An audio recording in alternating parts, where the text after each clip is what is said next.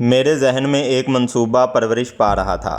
امریکی پولیس سے بھی محتاط رہنا ضروری تھا۔ ممکن ہے اس طرف سے بھی مجھ پر نگاہ رکھی جا رہی ہو۔ ان سب کو دھوکہ دینا چاہتا تھا اور یہ کام ذہانت سے ہی کیا جا سکتا تھا۔ چنانچہ اس سلسلے میں پہلی کارروائی کے طور پر میں نے اپنی فطرت میں ایک نمایاں تبدیلی کا آغاز کیا۔ اتوار کی تفریحات میں عموماً تنہا ہی کیا کرتا تھا۔ اس صبح میں ہاسٹل سے باہر نکلا، ہربنس فلورین کے پاس جا چکا تھا، اس لیے میرے پاس کوئی سواری نہیں تھی۔ میں پیدل ہی چل پڑا۔ خیال تھا کہ آگے جا کر کوئی ٹیکسی وغیرہ لے لوں گا۔ ابھی زیادہ دور نہیں گیا تھا کہ عقب سے ہارن کی آواز سنائی دی۔ وہ ایک کار میرے نزدیک آ کر رک گئی۔ کار کی کھڑکی سے ایک گردن باہر نکلی۔ سیاہ چشمہ لگائے ہوئے ایک لڑکی تھی جس کے سنہرے بال ہوا میں اڑ رہے تھے۔ تم یقیناً پل کے اس پار جا رہے ہوگے، اس نے امریکی لہجے میں پوچھا۔ ہاں، ارادہ تو یہی ہے۔ تو آؤ، میرا رخ بھی اسی طرف ہے، کیوں نہ ہم تھوڑی دیر کے لیے ساتھی بن جائیں، اس نے ببل چباتے ہوئے کہا۔ میں نے شکریہ کے ساتھ اس کی دعوت قبول کر لی اور گھوم کر اس کے برابر جا بیٹھا۔ لڑکی نے ایک زوردار جھٹکے سے کار آگے بڑھا دی۔ میرا نام موریا ہے، تمہارا کیا نام ہے؟ جمشید، میں نے جواب دیا۔ مسلم ہو؟ ہاں، اسی کے انداز میں بولا۔ میں کیلیفورنیا سے آئی ہوں، 3 سال ہو گئے ہیں۔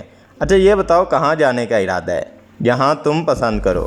میں تو بے مقصد ہی نکل آیا تھا، میں نے بے پرواہی سے جواب دیا۔ اگر تم لمبی ڈرائیونگ سے بور نہ ہوتے تو سالٹ ہاؤس چلیں؟ آج اتوار ہے اور وہاں شاہ سواری کے کھیل ہو رہے ہوں گے۔ مجھے سیلی ناز کے وحشی گھوڑے بہت پسند ہے اور شاہ سواری میرا پسندیدہ مشغلہ بھی ہے۔ شاید تمہیں اس سے کوئی دلچسپی نہ ہو، لیکن میں خود بھی ایک عمدہ سوار ہوں۔ مجھے کوئی اعتراض نہیں، لیکن ہمیں شام تک واپس آ جانا ہوگا۔ یقیناً یہ بھی کوئی کہنے کی بات ہے، موریا نے کہا، اور ہمارے درمیان بات طے ہو گئی۔ برج کا فاصلہ طے کرنے کے بعد ہم سین فرانسسکو میں داخل ہو گئے اور وہاں سے موریا کھانے پینے کی کچھ اشیاء خریدنے لگی جن کی ادائیگی میں نے کی تھی۔ اس کے بعد اس نے شہر کے آخری پیٹرول پمپ سے پیٹرول لیا اور پھر مجھ سے بیلٹ باندھنے کی درخواست کی۔ اس نے خود بھی اپنی کمر سے سیٹ بیلٹ باندھ لی تھی۔ اس کے بعد چکنی اور شفاف سڑکوں پر کار ہوا ہو گئی۔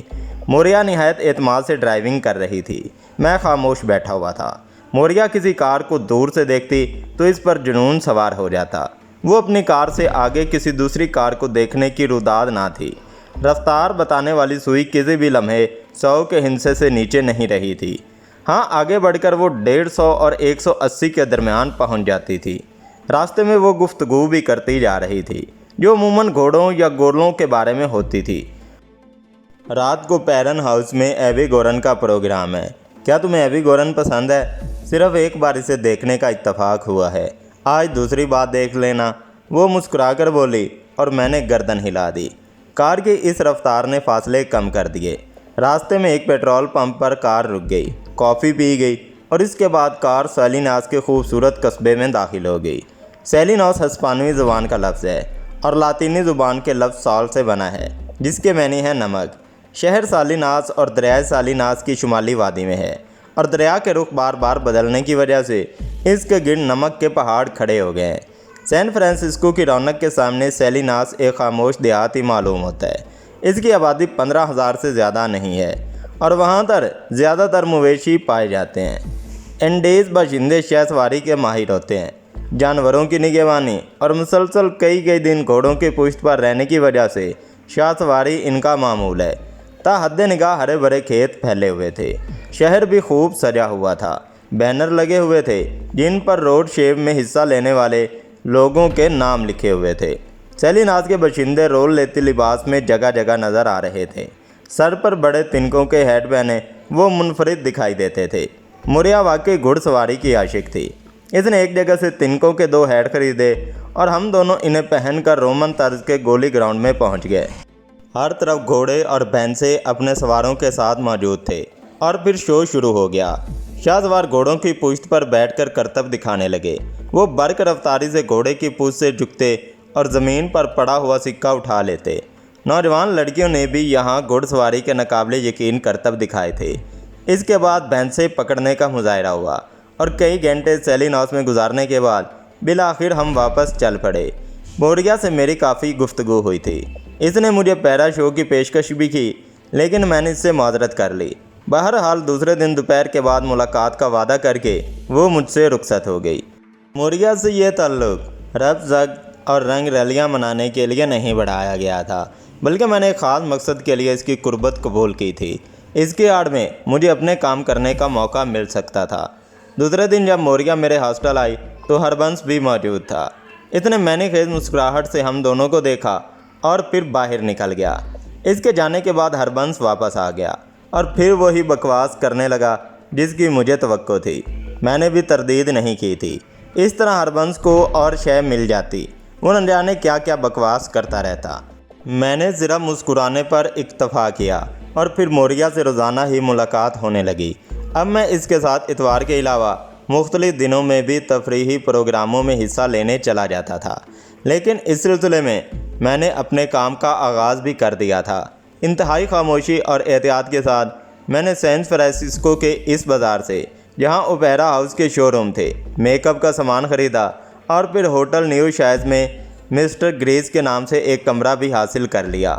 مسٹر گریس میں اور مجھ میں ذرا مونچھوں اور اینک کا فرق تھا، اور یہ نہایت ہلکا میک اپ تھا جسے آسانی سے چلتے پھرتے استعمال کیا جا سکتا تھا۔ اس طرح میں نے اپنی کوشش کا آغاز کر دیا تھا۔ موریا میں اتنا گھل مل گیا تھا کہ دوسروں کو کوئی شبہ نہیں ہو سکتا تھا۔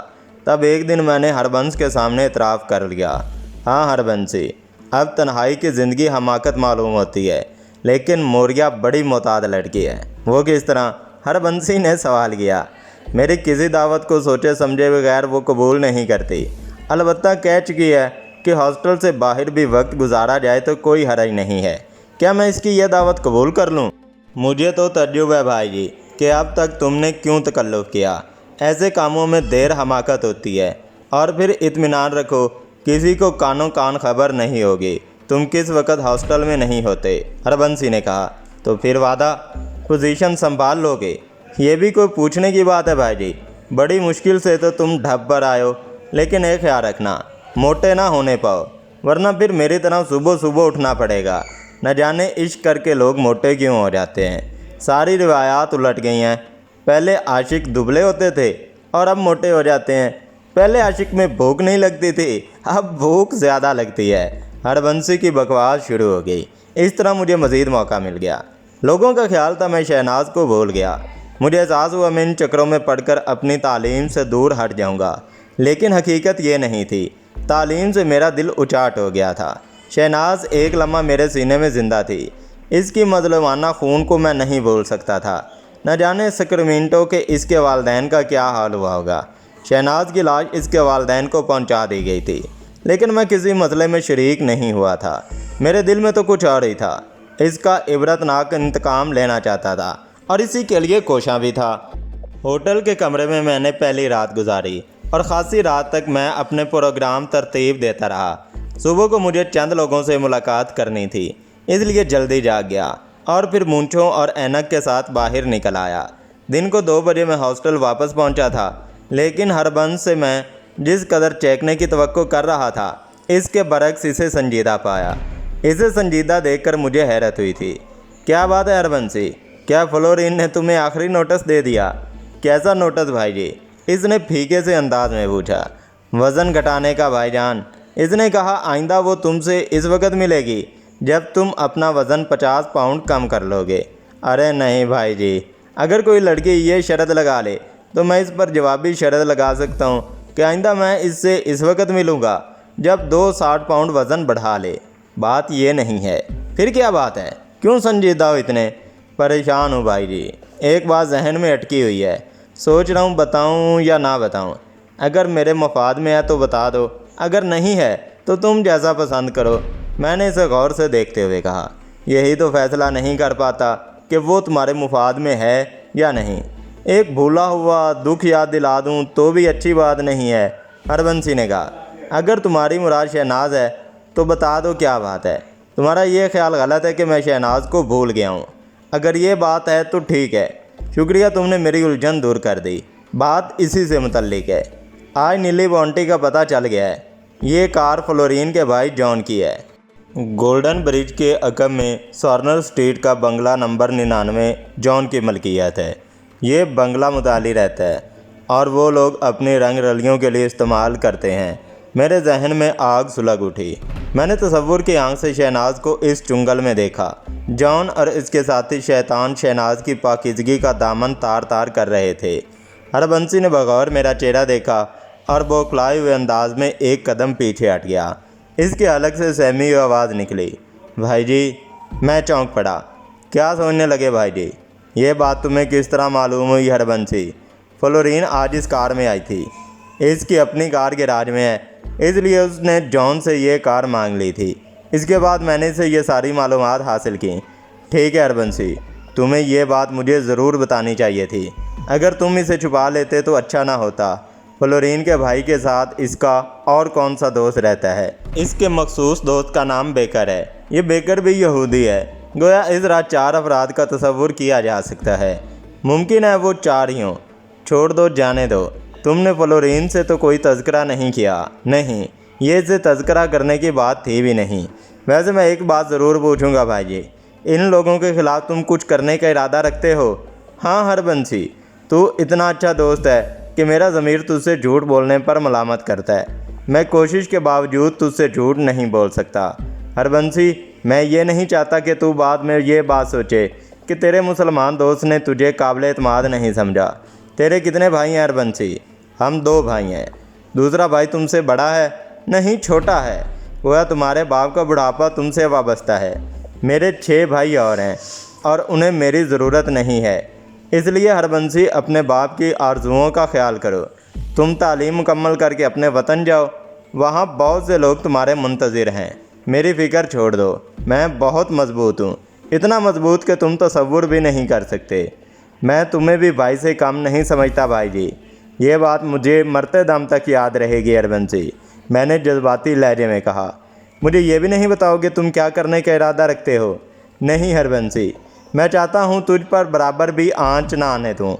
میں تجھے محفوظ رکھنا چاہتا ہوں، میں نے کہا، اور ہربنسی پریشان نظر آنے لگا۔ بہرحال میں نے اس کی کوششوں کے باوجود اسے کوئی خاص بات نہیں بتائی تھی۔ میں کسی قیمت پر ہربنسی کا مستقبل خراب نہیں کر سکتا تھا۔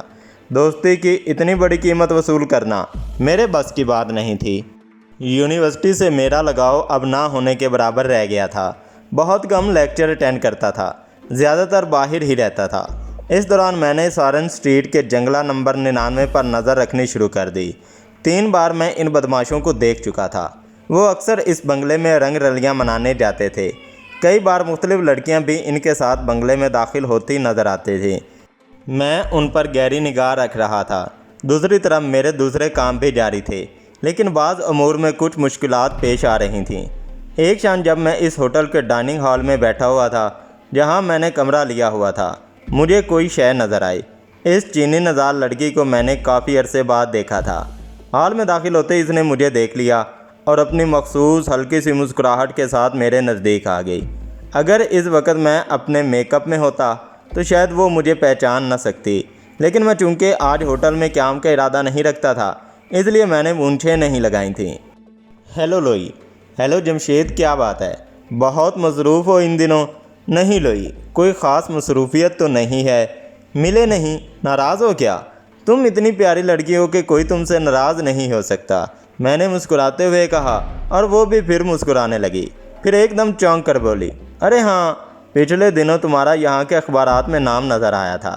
میں نے کئی بار تم سے ٹیلی فون پر رابطہ قائم کیا، لیکن نہیں ہو سکا۔ اس سلسلے میں کوئی الجھن تو باقی نہیں رہ گئی؟ الجھن تو بہت بڑی ہے لوئیشی، لیکن حالات ساتھ نہیں دے رہے۔ میں نے گہری سانس لے کر کہا، نہ جانے کیوں میرے دل میں یہ خیال آیا تھا کہ لوئیشی مکمل طور سے قابل اعتماد ہے اور اس سے تبادلہ خیال کیا جا سکتا ہے۔ کیسے حالات؟ تمہیں اس بارے میں مکمل تفصیلات معلوم ہیں لوئیشی؟ ہاں، اخبارات کی حد تک۔ میں جانتا ہوں لوئیشی ساری دنیا میں صہیونیت مسلمانوں کے خلاف سرگرم ہے۔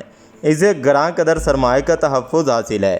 ان لوگوں نے اسلام اور مسلمانوں کے خلاف جو کچھ کیا ہے وہ تاریخ کی بدترین مثال ہے۔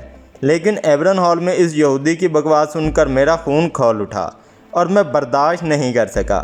نتیجے میں نے اس کی تقریر کی پول کھول دی اور اس کی بکواس کی دھجیاں اڑا دیں، اور یہودی میرے دشمن ہو گئے۔ امریکہ ایک آزاد ملک ہے، لیکن اس پر یہودی تسلط اس قدر ہے کہ اعلیٰ حکام یہودیوں کی مٹھی میں ہیں۔ در حقیقت یہ مکار قوم قابل نفرت ہے۔ میں بھی ان لوگوں سے بے پناہ نفرت کرتی ہوں۔ میرا پورا گھرانہ، اور یقین کرو تحقیق کرو، چائنا ٹاور کے لاتعداد باشندے ان سے بے پناہ نفرت کرتے ہیں۔ اگر تم پسند کرو تو اس سلسلے میں میرے والد سے مل سکتے ہو۔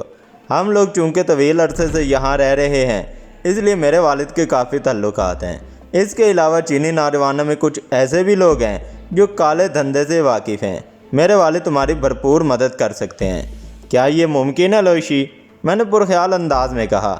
واقعی مجھے کچھ مددگاروں کی ضرورت محسوس ہو رہی تھی، لیکن اس سلسلے میں ہربنس وغیرہ کو میں استعمال نہیں کر سکتا تھا، کیونکہ وہ بیچارے خود بھی طالب علم تھے۔ میں کسی قیمت پر یہ نہیں چاہتا تھا کہ میری وجہ سے ان کا مستقبل تاریک ہو، لیکن اگر کچھ ایسے لوگ میرے شریک کار ہو جائیں جو سین فرانسسکو میں خود بھی ایک مضبوط حیثیت رکھتے ہوں تو میرے یہ مشن کے لیے بہت اچھا ہوگا۔ کیوں ممکن نہیں ہے؟ اور پھر تمہیں علم ہے جمشید کہ چینی ہمیشہ پاکستانیوں کے مخلص دوست رہے ہیں۔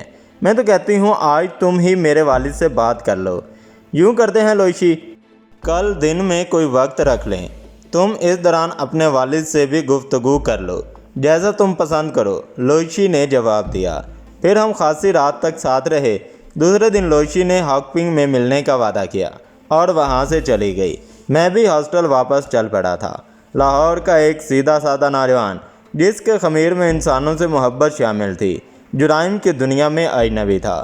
یہودیوں کے گڑھ میں بیٹھ کے ان کے خلاف کوئی مجرمانہ کارروائی کرنا آسان کام نہیں تھا۔ عقل نے سنبھال لیا تھا، ورنہ کوئی فوری جذباتی کارروائی بے اثر ثابت ہوتی، کیونکہ ان ساری چیزوں سے واقفیت نہیں تھی۔ اس لیے سوچ سمجھ کر آہستہ سے کام کر رہا تھا۔ جان اور مائیکل نے کامیابی سے چیلنج کیا تھا۔ اس کے جواب میں کوئی ناکام کوشش جگ انسائی کے علاوہ اور کچھ نہیں دے سکتی تھی، اور میں یہ سبکی نہیں چاہتا تھا۔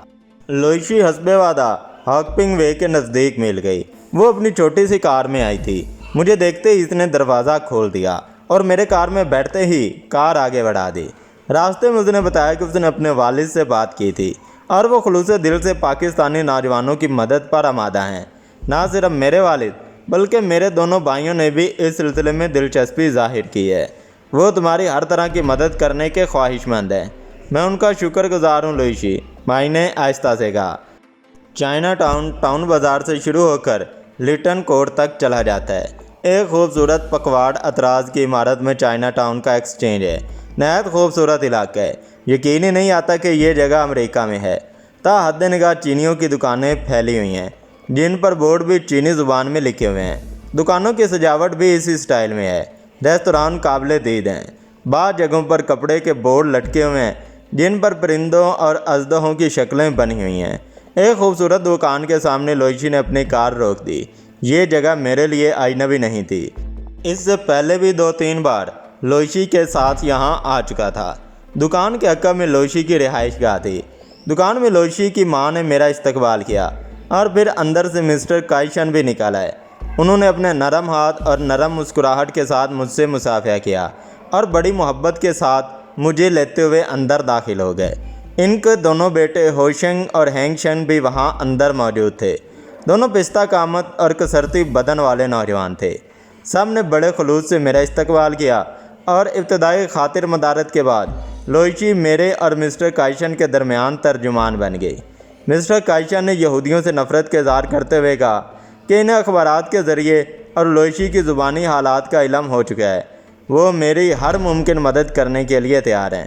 سر، میں نے کہا، اپنے وطن سے تعلیم کی غرض سے میں امریکہ آیا تھا، لیکن تقدیر مجھ سے کچھ اور ہی چاہتی ہے۔ میں یہاں بالکل تنہا ہوں اور یہودیوں کی پوری قوت موجود ہے، لیکن میرا آخری فیصلہ ہے کہ میں ان نوجوانوں کو زندہ نہیں چھوڑوں گا جنہوں نے شہناز کو قتل کیا ہے اور مجھے ایک مسلمان کی حیثیت سے چیلنج کیا ہے۔ میں نے کہا، لیکن تمہاری تعلیم کا کیا ہوگا؟ مسٹر کائشن نے پوچھا۔ میرا راستہ بدل چکا ہے۔ میں یہودیوں کے خلاف اس طویل جدوجہد میں حصہ لینے کا فیصلہ کر چکا ہوں جو میرے ہم مذہب کر رہے ہیں، اور میں اس سلسلے میں ابتدائی کارروائی کرنا چاہتا ہوں۔ کیا یہ ممکن نہیں؟ پہلے تم خاموشی سے اپنی تعلیم مکمل کر لو، اس کے بعد اس سلسلے میں کوئی کارروائی کرتے رہنا۔ میں تعلیم چھوڑ چکا ہوں، اب اس سے بھی مجھے لگاؤ نہیں رہا۔ اچھا یہ بتاؤ تمہارا کیا پروگرام ہے؟ میں نے شہناز کے قاتلوں کو تلاش کر لیا ہے۔ وہ 4 افراد ہیں۔ انہیں قتل کر کے میں یہاں سے نکل جاؤں گا۔ کہاں جاؤ گے؟ فی الحال سین فرانسسکو سے نکل جانے کا خواہش مند ہوں۔ اس کے بعد جو ہوگا دیکھا جائے گا۔ میرے سامنے اب کوئی خاص راستہ نہیں ہے اور آئندہ اقدامات کا فیصلہ میں حالات کے مطابق کرتا رہوں گا۔ وہ لوگ کہاں مقیم ہیں؟ سارنر اسٹریٹ کے ایک مکان میں وہ جمع ہوتے ہیں۔ میں صرف یہ چاہتا ہوں کہ سین فرانسسکو سے میرے نکلنے کے انتظامات ہو جائیں۔ مسٹر کائشن اپنے دونوں بیٹوں سے چینی زبان میں کچھ کہنے لگے۔ گفتگو خاصی طویل تھی۔ پھر لوئیشی مجھ سے مخاطب ہو کر بولی، میرے دونوں بھائی یہ ذمہ داری قبول کرنے کے لیے تیار ہیں۔ انہوں نے پیشکش کی ہے کہ وہ اور بھی ہر طرح تعاون کرنے کے لیے تیار ہیں۔ ناظرین محترم، یہ تھی آج کی ویڈیو۔ امید کرتے ہیں آج کی ویڈیو آپ کو پسند آئی ہوگی، اور ساتھ میں آپ سے گزارش ہے کہ میرے دوسرے چینل کو سبسکرائب کر کے میری یوٹیوب فیملی کا حصہ بن جائیں۔ پاکستان کے گمنام ہیروز کو آپ کے سامنے لانا ہی ہماری اولین ترجیح ہے، اور کامنٹس میں پاک آرمی، پاکستان اور ISI زندہ باد کا نعرہ لگانا مت بھولیں۔ اگر آپ کو ہماری ویڈیوز پسند آ رہی ہیں تو لائک، شیئر اور کامنٹ کیجئے، اور بیل آئیکن دبا لیجئے تاکہ ہماری ہر نئی آنے والی ویڈیوز آپ کو بر وقت مل سکیں۔ آپ کی طرف سے کیا گیا لائک اور کامنٹ ہمارے لیے ایک تحفہ ہوتا ہے، جیسے ہمیں ہماری محنت کا پھل مل گیا ہو۔ آپ سے اگلی ویڈیو میں ملیں گے، تب تک کے لیے اللہ حافظ۔